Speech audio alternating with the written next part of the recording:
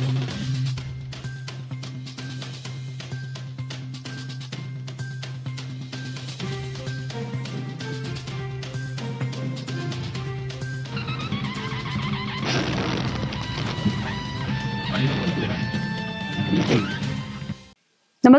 आपण पाहता हिरकणी न्यूज.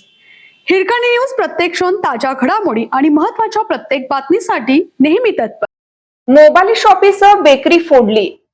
सांगली येथील राम मंदिर चौकातील द मोबाईल स्पेस हे मोबाईल दुकान आणि शेजारील प्रियदर्शनी बेकरीच्या छताचा पत्रा उचकटून चोरट्याने तब्बल 10,56,000 रुपयांचा मुद्देमाल लांबवला.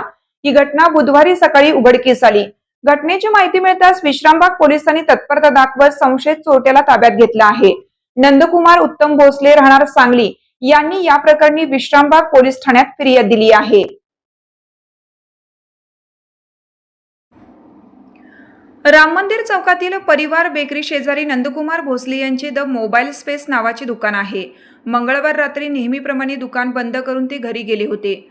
मध्यरात्री 3:30च्या सुमारास संशयित चोरट्यांनी दुकानाच्या छताचा पत्रा उचकटून आत प्रवेश केला.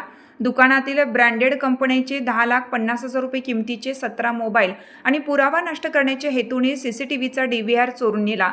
त्यानंतर चोरट्यांनी शेजारील प्रियदर्शनी बेकरीच्या छताचा पत्रा उचकटून आत प्रवेश करत रोख रक्कम, तूप आणि शीतपेय असा 6,000चा मुद्देमाल लांबवला.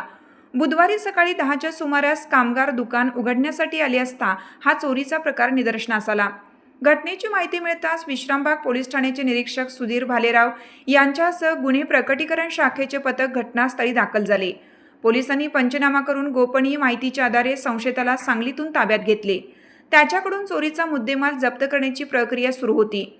चोरट्याने अत्यंत चपळाईने काही मिनिटातच मोबाईल आणि DVR पळवला. बेकरीत चोरी करताना त्याने तेथील CCTV कॅमेरा भलतीकडे वळवला.